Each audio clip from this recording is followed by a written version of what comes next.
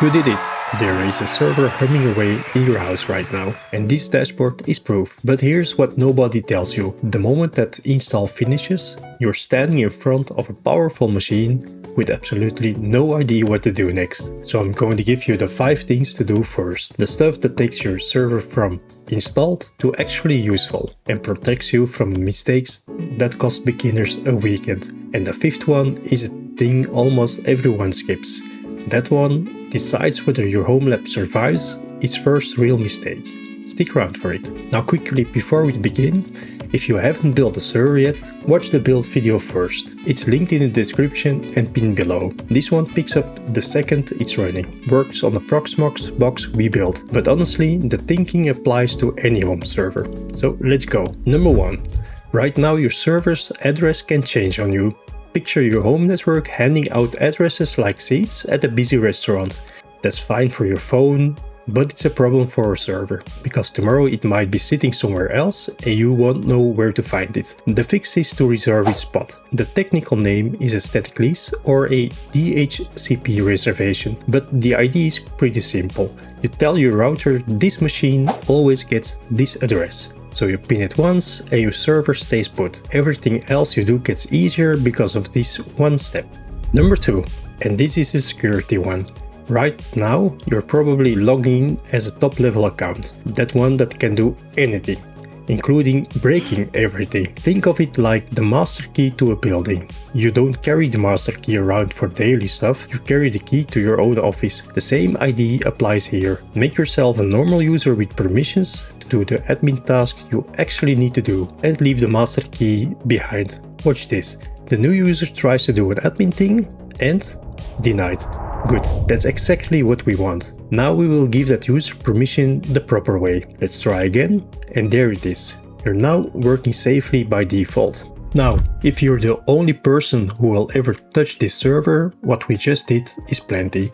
You can skip ahead to number 3, but if you are ever going to have other people on this box, a partner, a class, a team, or you just want to do it the way it's actually done in a real environment, let me show you the proper way. This is the difference between a hobby setup and how I would build it for work. Here's the idea. Instead of handing permissions to each person one by one, you create roles. Think of a role as a job title. Then you put people into groups that match the job and a group gets the role. Hire someone new, just drop them in a group and it's done. They inherit everything. No fiddling with individual permissions ever again. And the magic ingredient is that you can scope a role to only part of the system. Let me build 2 real ones.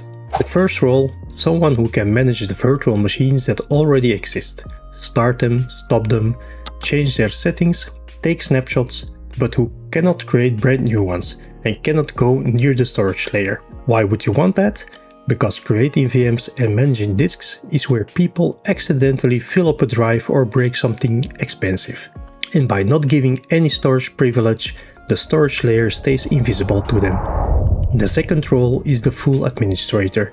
This one can create new VMs and can manage the storage layer, because sometimes that's exactly what you need a trusted person to do. So they can build new machines, and we do include the storage privileges, so they can manage where everything lives. Proxmox actually ships a built-in role called PV admin that already covers this, so in practice you might not even build this one by hand. Now we connect it. Make 2 groups, one for each job. Then, and this is the part that makes it click, we assign the role to the group on a path. A path is just where the permissions applies. Assign it at the top and it covers everything, or, and this is genuinely powerful, scope it to a single resource pool, so a group can only see their slice of the server. And then the final step is to drop your user into the right group. That's it. From now on, managing who can do what is just managing group membership. That's exactly how it's done in a real shop, and you just set it up on your home server. So now you've got 2 clean job titles, an operator who can run the place but not rebuild it, and an admin who can do both. Add 10 more people tomorrow and it's 10 clicks, not 10 permission puzzles. That's the proper way. Number 3. Before you start tinkering, take a snapshot. A snapshot is like a save point, exactly like in a game. A moment you can jump back to if you mess something up. Here's why this matters today and not someday. You're about to experiment. You're going to install things, you're going to break things, and you're going to learn. A snapshot means every one of those mistakes is a 5-second undo instead of a reinstall. Take one now, take one before anything risky, and your future self will thank you. Number 4, the boring one that will matter the most. Your server needs updates. The same way your phone does, and for the same reason. The holes that the attackers use are the ones nobody patched. I'll show you the command and more importantly, the habit. Updating isn't a one-time thing you did once and forget. It's a small regular check, so do it now so you start the habit on day 1. And number 5, the one I promised. The one almost everyone skips. Write down what you did. I know, it sounds too simple to matter. You build something brilliant on a quiet Sunday, 3 weeks later something breaks and you cannot remember the address or the password hint or what you even changed. The thing you built becomes a black box you're afraid to touch. So keep a boring little note, the server address, the account you made, or where your snapshots are. That note is what turns a one-off weekend project into a system you actually own and can maintain. That's the one that decides whether your home lab survives its first real mistakes. You don't need a fancy tool, just a note. So pin the address, dish root for daily usage, snapshots before your tinker, set up updates and write down what you did. 5 things. Maybe 20 minutes and your server goes from installed to genuinely solid. If you want to do this properly, in order and with the reasons behind each step, that's exactly what the virtualization part of Mylemans Labs walks you through.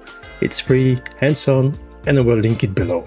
Because here's where this is going. We have a solid safe server and that's our foundation. The fun part is putting something real on it. Your first actually self-hosted app. That's the next video. And once you've got something running, you'll want to reach it when you're not home, which trust me is a whole adventure on its own. So see you in the next one.